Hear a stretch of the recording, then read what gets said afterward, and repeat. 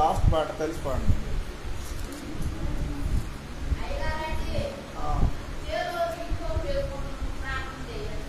ఊరేస్తున్నారా?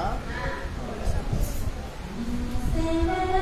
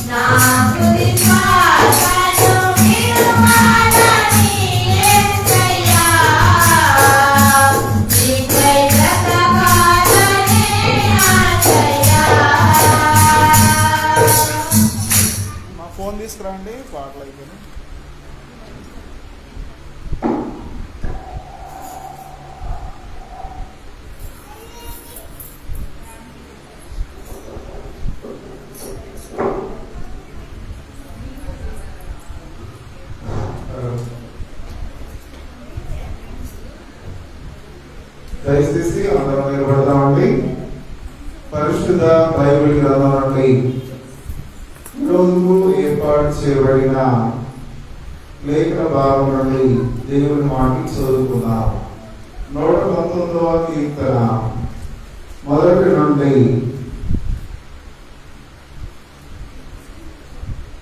24 వచనాల వరకు బైబిల్ పఠనం ఉత్తర ప్రతుత్తర లేఖన భాగం చదువుకున్నాం. 119వ కీర్తన మొదటి నుండి 24 వరకు. యెహోవా ధర్మశాస్త్రమును అనుసరించి నిర్దోషముగా నడుచుకున్న వారు ధన్యులు.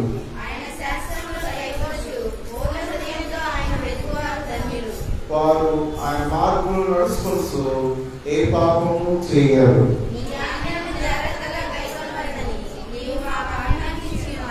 ఆహా, నీ కట్టడలు గైకొన్నట్లు నా ప్రవర్తన స్థిరపడి ఉన్న ఎంత మేలు.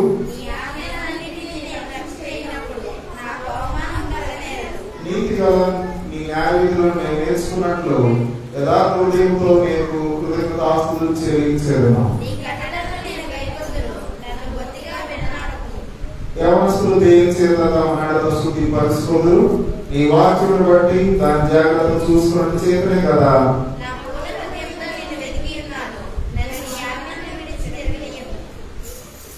నీ ఎదుట నేను పాపం చేయకున్నట్లు నా హృదయంలో నీ వాక్యం ఉంచుకొని ఉన్నాను.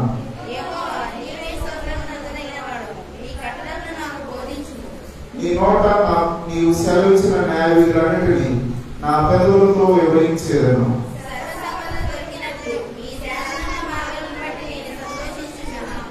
నీ ఆజ్ఞలను ధ్యానించేదను, నీ త్రోవలను మన్నించేదను.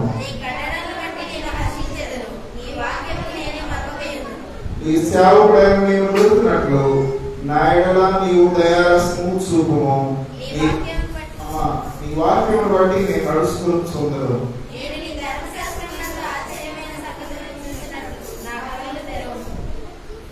నేను భూమి మీద పరదేశినై ఉన్నాను. నీ ఆజ్ఞలు నాకు మరుగు చేయకుము.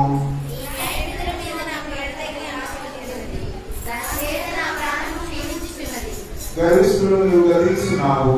నీ ఆజ్ఞలు విడిచి తిరుగువారు శాపగ్రస్తులు.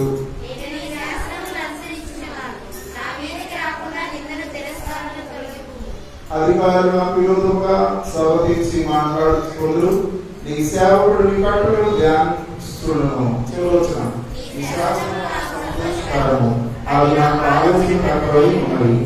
అందరూ కూడా మోకరించుదాం. దేవుడు తన పరిశుద్ధ వాక్యం మన ఇంటిలో ఫలింపు చేయుగాక. ఆమేన్. పోయిన వారంలో మన మాధవరావు గారు రాజవరపు మాధవరావు గారు అలాగే బాబురావు గారు విజయవాడ వెళ్ళినప్పుడు కుటుంబ ప్రాంతంలో లైట్ ల్యాండ్ ఇబ్బంది పడుతున్న టైంలో బాబురావు గారు రిక్వెస్ట్ చేసినప్పుడు ఈ లైట్ను మనకు మాధవరావు గారు ఇచ్చారు. ఎక్కడైనా కుటుంబ ప్రాంతం ఉన్నప్పుడు మనము వాడుకోవడానికి బాగుంటుంది కనుక ఆ మాధవరావు గారి కుటుంబం వరకు ప్రార్థన చేద్దాం. వారి ఇల్లు పూర్తి అవుతున్నది. త్వరలో గృహ ప్రవేశం చేసుకోవాలని దేవుని చిత్త ప్రకారం వారి కుటుంబాన్ని దేవుడు దీవించాలని ప్రార్థన చేద్దాం.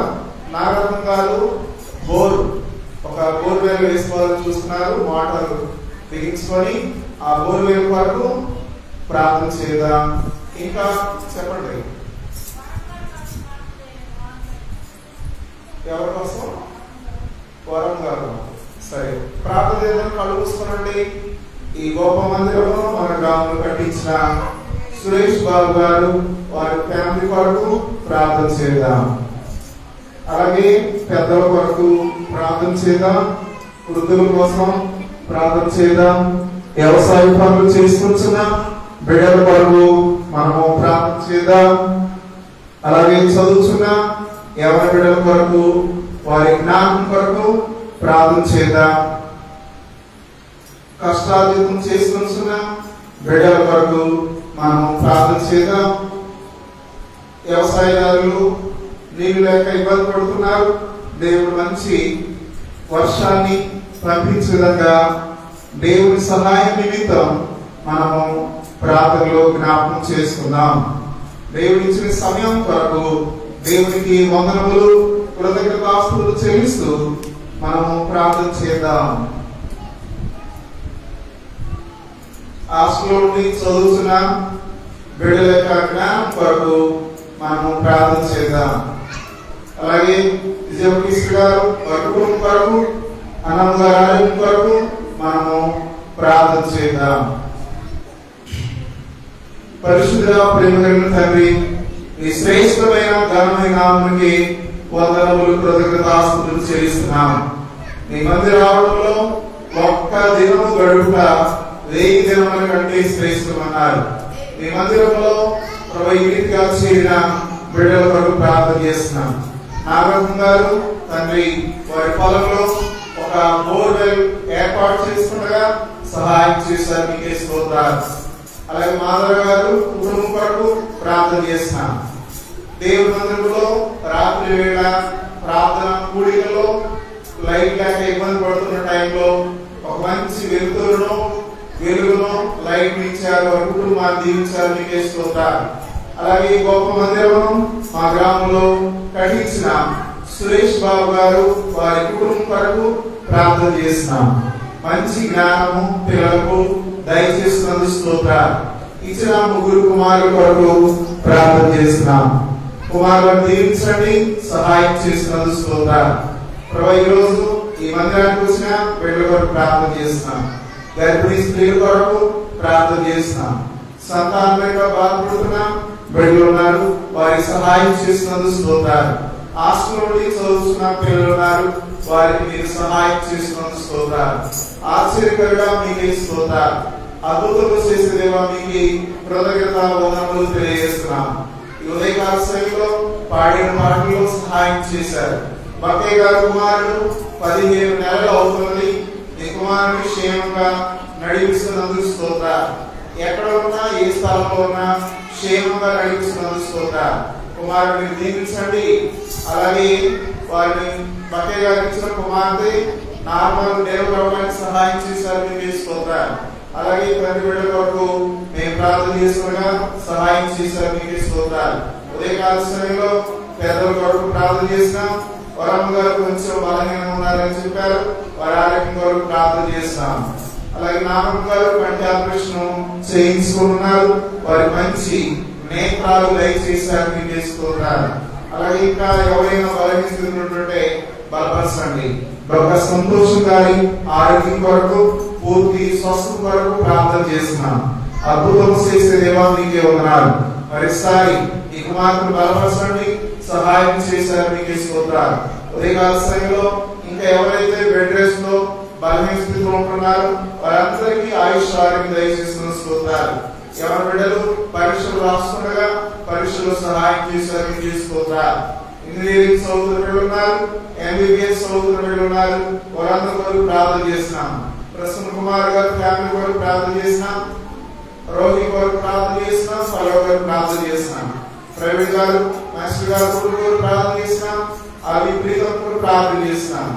అలాగే కాన్వెంట్ వెంకటేశ్వర వారి కుటుంబం కొరకు ప్రార్థన చేసినాం. కుమారుడు తల్లి టీచర్ కొరకు సిద్ధపరుస్తుండగా మంచి ప్లేస్మెంట్ ఇస్తున్నందుకు అలాగే మందిరంలో ప్రార్థన చేస్తుండగా సహాయం చేశారు, మీకే స్తోత్రాలు. ఇంకా తల్లి సూర్యబాబు వారి కుటుంబం కొరకు ప్రార్థన చేసినాం. బలహీన వారి కుమార్ సరిపడి బలపరుస్తున్న స్తోత్రాలు. హాస్టల్లో పిల్లలు చదువుతున్నారు, జ్ఞానం దయచేస్తున్న స్తోత్రాలు. ఆరోగ్య కొరకు ప్రార్థన చేస్తున్నాం. ప్రార్థన జాబు చేసిన కుటుంబాల వరకు ప్రార్థన చేస్తున్నాం. అందరూ కూడా దీవించండి.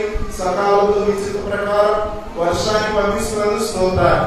చాలా మంది బిడ్డలు పంటలు వేయలేక తండ్రి వర్షం లేక ఇబ్బంది పడుతుండగా నీటి వనరులను పంపిస్తున్నందుకు స్తోత్రాలు. సంఘంలో మేలు చేస్తున్నందుకు స్తోత్రాలు. ఇంకా వ్యక్తిగతంగా ప్రార్థన కోరిన బిడ్డలు ఉన్నారు, వారికి కూడా సహాయం చేస్తున్నందుకు స్తోత్రాలు. ఈ మందిరంలో ఇప్పటి వరకు పాటల్లో వాక్యంలో సహాయం చేసిన వీరందరి వరకు మేము ప్రార్థన చేస్తుండగా గడిచిన కాలం అంతా మీ కుటుంబంలో కాచి కాపాడారు. మరి ఒకసారి విశ్రాంతి మా జీవితంలో ఇచ్చారు, మీకే స్తోత్రాలు. జరుగుతున్న సమయాన్ని మాకు దీర్ఘకాలంగా సిద్ధపరచమని యేసు శక్తి కలిగిన నామమున ప్రార్థన చేస్తున్నాం తండ్రి, ఆమేన్. ఒక వాక్య భాగం బైబిల్ గ్రంథం నుండి మా మధ్యలో ఉన్నటువంటి పెద్దలు సిస్టర్ గారు చదివి వినిపిస్తారు. హెబ్రీయులకు రాసిన పత్రిక 11వ అధ్యాయము, హెబ్రీ పత్రిక 11వ అధ్యాయము 1 నుండి 6 వచనాల వరకు విజయమఠీశ్వరి గారు వచ్చి వాక్యం చదువుతారు. హెబ్రీ పత్రిక 11వ అధ్యాయం 1 నుంచి 6 వరకు.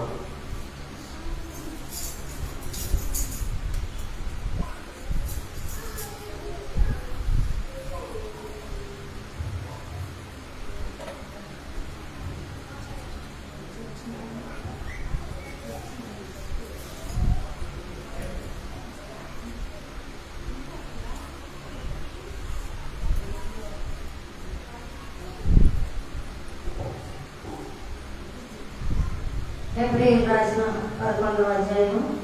విశ్వాసమనున్నది నిరీక్షణ పడవ వాటి యొక్క నిజ స్వరూపము అదృశ్యమైనవి వినబడేందుకు రుజువై ఉన్నది. దానిని బట్టి పెద్దలు సాక్ష్యము పొందితిరి. ప్రపంచములు దేవుని వాక్యం వల్ల నిర్మూలమై ఉన్నవి. అందును బట్టి దృశ్యమైనది కనబడేను, పదార్థములచే నిర్మింపబడలేదనియు విశ్వాసము చేత గ్రహించుకొనుచున్నాము. విశ్వాసమును బట్టి హేబెలు కయ్యోను కంటే శ్రేష్టమైన బలి దేవునికి అర్పించెను. దేవుని అతని అర్పణను గూర్చి సాక్ష్యమిచ్చినప్పుడు అతడు ఆ విశ్వాసమును బట్టి నీతిమంతుడని సాక్ష్యము పొందెను. అతడు మృతి పొందనియు ఆ విశ్వాసము ద్వారా మాట్లాడుతున్నాడు. విశ్వాసమును బట్టి హానోకు మరణము చూడకూడనట్లు కొనుకోబడెను. అతడు కొనుకోబడ మునుపు దేవునికి ఇష్టడైన సాక్ష్యము పొందెను. కాగా దేవుడు అతని కొనిపోయాను కనుక అతడు కనపడలేదు. దేవుడు తన పరిశుభ్రాత్మను దీవించును. లూకా సువార్త 19వ అధ్యాయము, లూకా సువార్త 19వ అధ్యాయము 1 నుండి 6 వచనాల వరకు రాధమ్మ చదువుతుంది. 7 నుండి 10 వచనాలు కృష్ణవేణి రెడీగా ఉంటుంది. 19వ అధ్యాయం 1-6.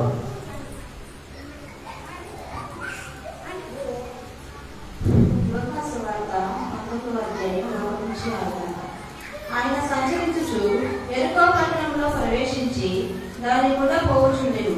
ఇదిగో సుంకపు గుత్తదారుడును ధనవంతుడైన జక్కయ్య అని పేరు గల ఒకడు యేసు ఎవరో అని చూడగోరని దాన్ని పొట్టివాడైనందున జనులు గుంపుకూడి ఉండుట వలన చూడలేకపోయాను. అప్పుడు యేసు ఆ త్రోవను రానయుండును కనుక అతడు ముందుగా పరిగెత్తి ఆయన చూచుటకు ఒక మేలు చెట్టు ఎక్కెను. యేసు ఆ చోటికి వచ్చినప్పుడు కన్నులేసి చూసి, జక్కయ్య త్వరగా దిగుము, నేడు నేను మీ ఇంటి ఉండవలసి ఉన్నదని అతనితో చెప్పగా అతను త్వరగా దిగి సంతోషంతో ఆయన చేర్చుకోను. దేవుడి పరిశుద్ధవాక్యం దీవించుగాక. 7 నుండి 10 వరకు కృష్ణవేణి.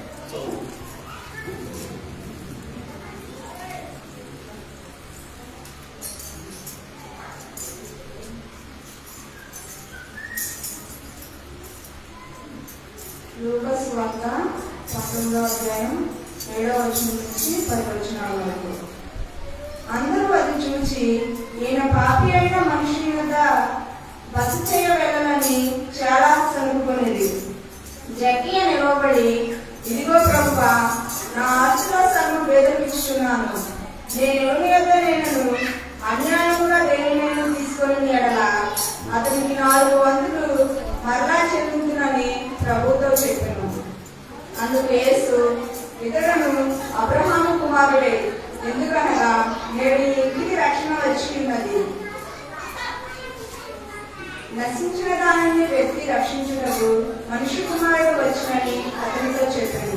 దేవుడు తన పరిశుద్ధతను దీవించుగాక. అలాగే లూకా సువార్త 18వ అధ్యాయం 42 నుంచి 43 వరకు శైలజ చదువుతుంది. 18, 42 నుంచి 43 వచనం వరకు.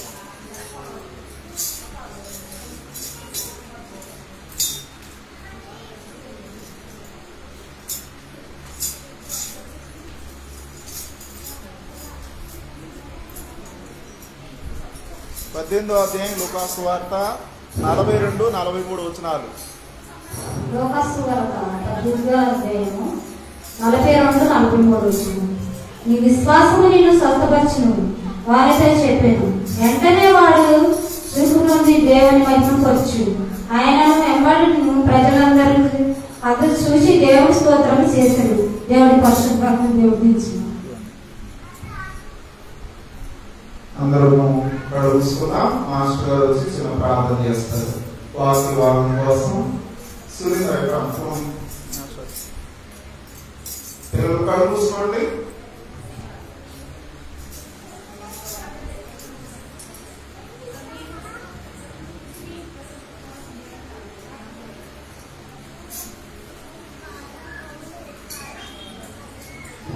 ప్రార్థన చేస్తాం. వ్యక్తి దయా కలిగిన తండ్రి, నీ ఘనమైన నామానికి వందనాలు స్తోత్రాలు చెల్లిస్తున్నాం. ఆ ప్రభువా, ఈ పరిశుద్ధ దినాన్ని తండ్రి మేమందరూ కలిసి ఆలయంలో ప్రవేశించి మీ ఆశీర్వాదాలు పొందుకోవడానికి కుటుంబంలో వారికి వచ్చినటువంటి ఆశీర్వదించండి, జ్ఞాపకం చేసుకోండి తండ్రి. నేను ఇప్పటి వరకు మాటల ద్వారా వాక్యం ద్వారా నేను ధ్యానించాం తండ్రి. మీరు వాక్యంలో నేను నడుచు ఉండగా మీ యొక్క సహాయం మీదుగా దయచేయండి. ఆత్మీయ ఆవేశంతో వాక్యాన్ని బోధిస్తున్నట్టు ఉన్నటువంటి మరి దైవజనుడు మీరు ముట్టండి. వారి యొక్క వాక్యాన్ని వారి యొక్క వాక్యం మాటలను మీ ద్వారా వినిపించమని ప్రార్థిస్తున్నాను తండ్రి. సంఘంలో ఉన్నటువంటి పిల్లలను జ్ఞాపకం చేసుకోండి. సంఘము పైకెత్తబడడానికి ఈ యొక్క సహాయం దయచేయండి. అనేకులు తండ్రి సంఘంలో ప్రవేశించి నేను సాధించుకోవడానికి నీ నుండి ఆశీర్వాదాలు పొందుకోవడానికి సహాయం అనుగ్రహించండి తండ్రి. తమ సమయాన్ని దేవాలయంలో ప్రవేశించడానికి వినియోగించుకోవడానికి ప్రతి కుటుంబానికి నీ యొక్క దేవుని ఆశీర్వాదాలు కుమ్మరించమని సమయాన్ని తీసుకుంటూ సమస్తము మీ మహిమ మాత్రమే జరుగుతున్నట్లుగా మీరే మహిమ పొందుకోమని మా ప్రభువు కుమారుడు చేస్తున్నాము అడిగి వేడుకొని ప్రార్థిస్తున్నాము తండ్రి. ఆమేన్.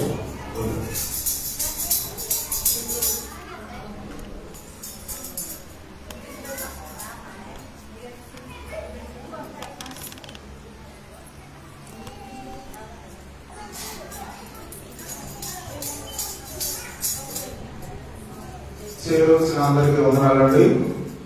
మరొకసారి ఈ విశ్రాంతి దినమున దేవుని మందిరంలో చేరి మరొకసారి దేవుని మాటల మీద వాక్యం దేవుడు అనుగ్రహిస్తున్నాడు. ఈరోజు నా పరిశుద్ధ బైబిల్ గ్రంథం నుండి జక్కయ్య గురించి 5 ప్రాముఖ్యమైన విషయాలు బైబిల్ నుండి నేర్చుకుందాం. మొట్టమొదటిగా మనం చూస్తే జక్కయ్య సుంకపు అధికారిలో ప్రధానుడుగా ఉన్నాడు. సుంకపు అధికారి చూడండి, లూకా సువార్త 19వ అధ్యాయం 1వ వచనం 2వ వచనం చూడండి. ఇదిగో సుంకపు భూతదారుడు ధనవంతుడైన జక్కయ్యను పేరు గల ఒకడు. చాలండి, ధనవంతుడు, ప్రధానుడు, ఒక మంచి వ్యక్తిగా ఉన్నాడు ఈ జక్కయ్య. సుంకాల యొక్క ప్రస్తావన దేవుడు ఎలా చెప్పాడంటే చూడండి, మత్తయి సువార్త 5వ అధ్యాయం 46వ వచనం. మత్తయి సువార్త 5వ అధ్యాయం 46వ వచనం చదువుదాం. మీరు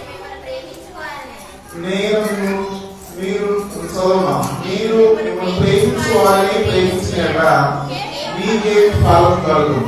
సుంకరులు అలాగూ చేయించున్నారు కదా. చాలండి, సుంకరు గురించిన ప్రస్తావన యేసుక్రీస్తు ప్రభువారు చెబుతూ వాళ్ళ పరిస్థితి ఎలా ఉంటుంది అనేది ఈ వ్యక్తులు మనం కొన్ని విషయాలు తెలుసుకోబోతున్నాం.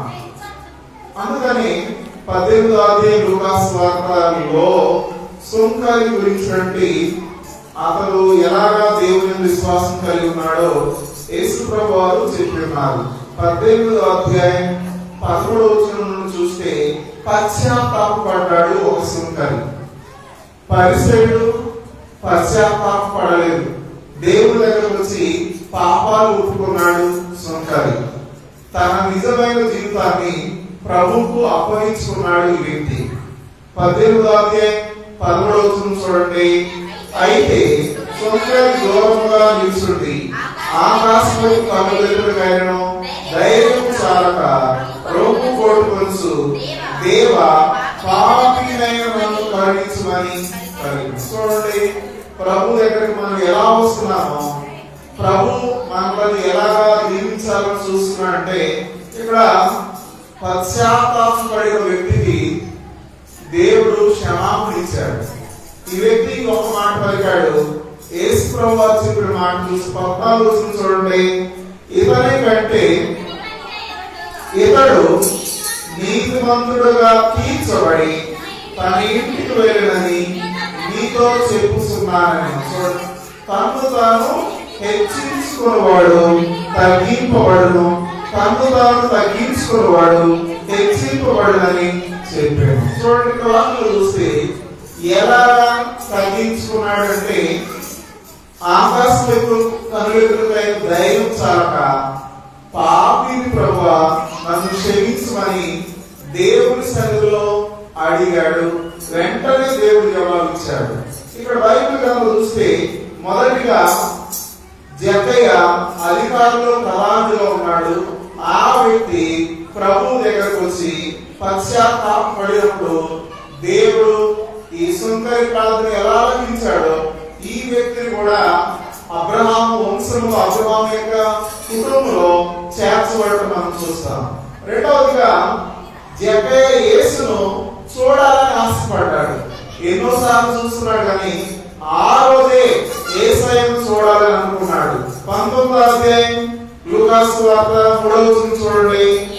అప్పుడు యేసు యేసు ఎవరో అని చూడగలడు గాని పొట్టి వాడైనందున జనులు గుంపుకూడిన వలన చూడలేకపోయాం. అప్పుడు యేసు ఆ త్రోవను రాయి ఉండేది కనుక అతడు ముందుగా పరిగెత్తి ఆయన చూసినప్పుడు ఒక మేడి చెట్టు ఎక్కాను. చూడండి, రెండవది యేసుని చూడాలని ఆశ ఉన్నది కానీ అతనికి ఉన్న ఎత్తును నిర్లక్ష్యం చేయలేదు.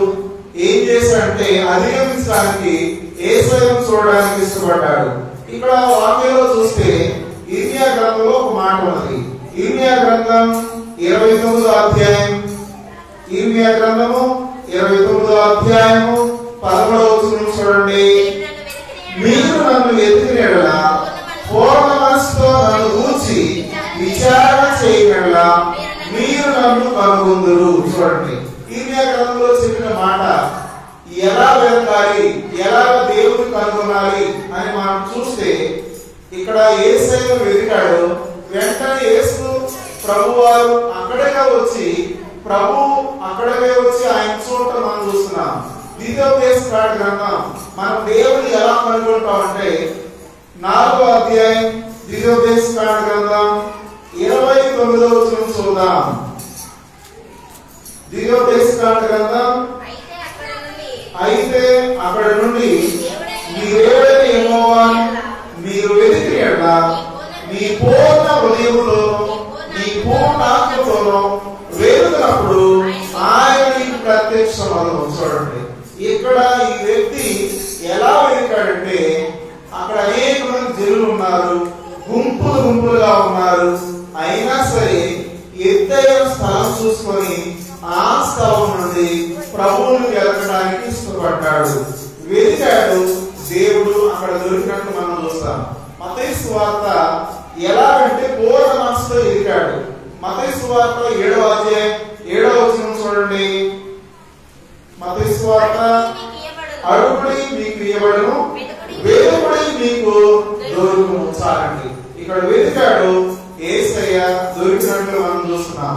అలాగే లూకాసు వార్త 11వ అధ్యాయం 5వ వచనం చూడండి. లూకాసు సువార్త 11వ అధ్యాయం 5వ వచనం.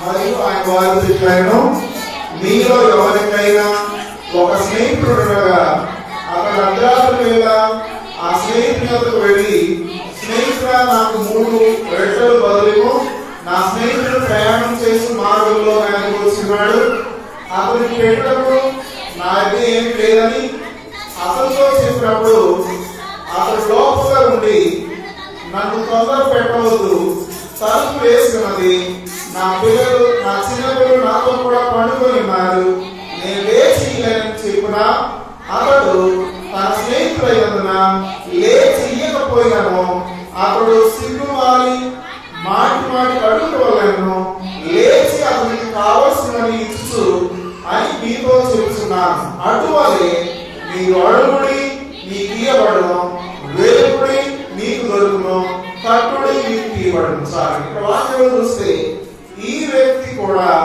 యేసయ్యను వెదికాడు, యేసయ్యను అక్కడ కనుగొనడం చూస్తున్నాం.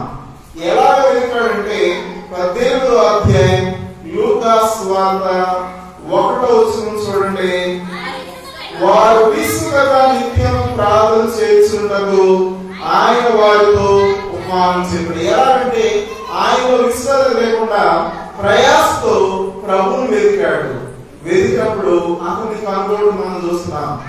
ఎవ్రీ పత్రిక దేవుని యొక్కకు వచ్చేవారు ఎలా రావాలి, దేవుని సన్నిధికి వచ్చేవారు ఆయన ఉన్నాడని 11వ అధ్యాయం 6వ వచనం చదువుతారు. ఎవ్రీ పత్రిక విశ్వాసం లేకుండా దేవునికి ఇష్టమైనగా అసాధ్యం. దేవుని యొక్కకు వచ్చేవాడు ఆయన ఉన్నాడని తను వెతుకు వారికి ఫలము దయచేవాడని నమ్మవారు కదా. అలా ఈ సుంకరి లేదా సుంకపు గుర్రదారుడైన వ్యక్తి ధనవంతుడు దేవుని దగ్గరికి వెతుకుతూ వచ్చాడు. వెతుకుతూ వచ్చినప్పుడు దేవుడు ప్రత్యక్షమైనట్లు మనం చూస్తున్నాం. మూడవదిగా జక్కయ్య నిలిచి అతని ఇంటికి వెళ్ళాడు. లూకాసు సువార్త 19వ అధ్యాయం 5వ వచనం చదవండి. యేసు ఆ చోటుకు వచ్చినప్పుడు కన్నులెత్తి చూసి, జక్కయ్య త్వరగా దిగుము, నేను నీ ఇంట ఉండవలసినది అని అతడితో చెప్పాను. అతడు త్వరగా దిగి సంతోషంతో ఆయన చేయించుకున్నాడు. చూడండి, ప్రభుని ఎదగాలని చూస్తుంటే ప్రభువే అతని ఇంటికి వచ్చాడు. ఎంత సంతోషమో చూడండి. అతని ఇంటికి వచ్చినప్పుడు అతని ఇల్లు మారింది, అతని బ్రతుకు మారింది, అక్కడున్న పరిస్థితులన్నీ కూడా మారిపోయినట్లుగా మనం చూస్తున్నాం. ప్రభు దగ్గరికి ఎలా రావాలి, ఆయన ఎలా మనల్ని ఆహ్వానిస్తున్నాడంటే చూద్దాం. బైబిల్ గ్రంథంలో, ప్రకటన గ్రంథంలో దేవుడు తడుచున్నాడు. హృదయం అనే తలుపు, ఆ తలుపు ఎలా తీస్తామో 3వ అధ్యాయం ప్రకటన 20వ వచనం చదవండి. ప్రకటన గ్రంథం 3వ అధ్యాయం 20వ వచనం. ఇదిగో నేను తలుపు నందు నిలుచుండి తట్టుచున్నాను, ఎవడైనా నా స్వరం విని తలుపు తీసిన నేను అటువైపుకు వచ్చి అతనితో నేను నాతో కూడా అతడు భోజనం చేయను. చూడండి, అదే జరిగింది. జక్కయ్య విషయంలో కూడా ప్రభువుని చూడాలని ఆశ ఉంది, కానీ చెట్టు ఎక్కాడు. కానీ దేవుడు ఉద్దేశం ఏంటంటే ప్రభువే ఆయన ఇంట్లో ఉండాలని ఉన్నది, అతనితో భోజనం చేయాలని ఉన్నది, అతనితో సహవాసం చేయాలని దేవుని ప్రణాళిక ఉన్నది. అంటే ఇక్కడ వాక్యం చూస్తే మరొక మాట మనం చూద్దాం. తన గొర్రెలను తానే పేరు పెట్టి పిలుస్తాడు దేవుడు. గొర్రెలు ఆ కాపరి యొక్క స్వరాన్ని వింటాయి. యోహాను సువార్త 10వ అధ్యాయం అలాగే యేసయ్య ఈ వ్యక్తిని పిలుస్తున్నాడు. చూడండి, 10వ అధ్యాయం యోహాను సువార్త 3వ వచనం. యోహాను సువార్త 13. అతనికి ద్వారపాలకుడు తలుపు తీయను, గొర్రెలు అతని స్వరం వినను, అతను తన సొంత గొర్రెలను పేరు పెట్టి పిలిచి వాటిని వెలుపలకు నడిపించును. చూడండి, ఇక్కడ వాక్యం చూస్తే అలాగే జక్కయ్య నువ్వు త్వరగా దిగుము, నేను నీ ఇంట్లో ఉండాలని ఒక కాపరిగా ఉన్నటువంటి యేసుక్రీస్తు ప్రభువారు అతను పిలిచినట్లుగా వాక్యంలో చూడగలుగుతున్నాం. ఇక్కడ బైబిల్ గ్రంథం చూస్తే కాపరిగా ఎలా పిలుస్తాడు, ఎలాంటి చోటికి దేవుడు నడిపిస్తాడంటే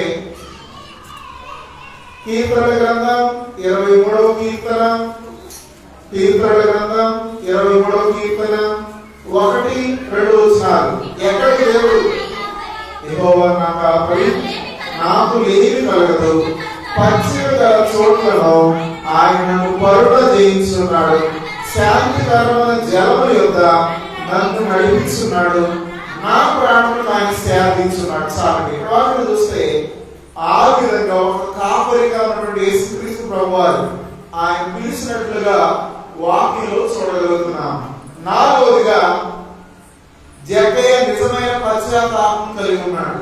ఎలాంటి పశ్చాత్తాపం అంటే 19వ అధ్యాయం 8వ వచనం చూడండి.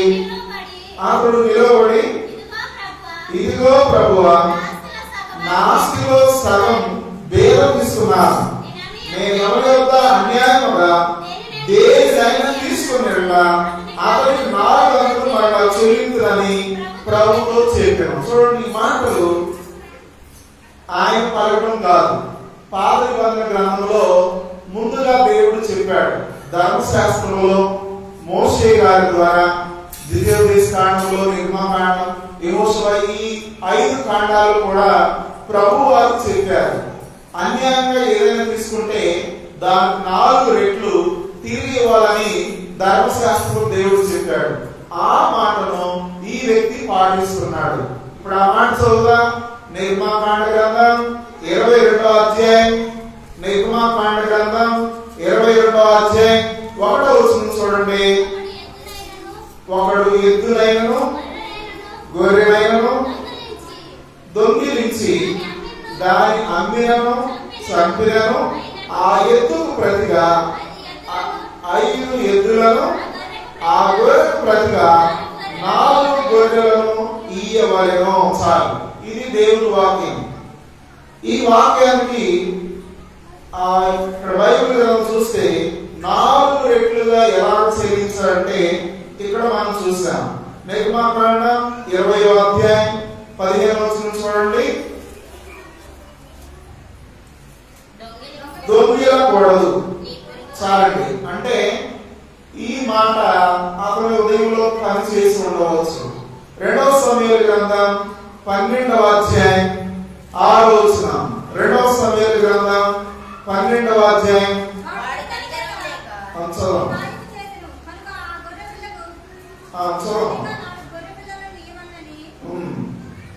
నాతో ఆయన చాలండి. ఓకే. ఇక్కడ ఇప్పుడు మీకు అర్థమై ఉండవచ్చు ఎందుకు 4 వంతులు ఇచ్చి ఉన్నాడంటే పశ్చాత్తాపడ్డాడు. ప్రభువుకి ఏది ఇష్టమో అదే చేయాలని అతడు ఇష్టపడ్డాడు. అలాగే 5వదిగా మనం చూస్తే జక్కయ్య ఇంటికి రక్షణ వచ్చింది. ఎలా వచ్చింది రక్షణ అని చూస్తే 19వ అధ్యాయం 9-10 వచనాలు. అంతటి యేసు ఇతడు అబ్రహాము కుమారుడే, ఎందుకనగా నేడు ఇంటికి రక్షణ వచ్చినది, నశించిన దానిని వెతికి రక్షించకు మనిషి కుమారుడు వచ్చినని అతనితో చెప్పాను. చాలండి.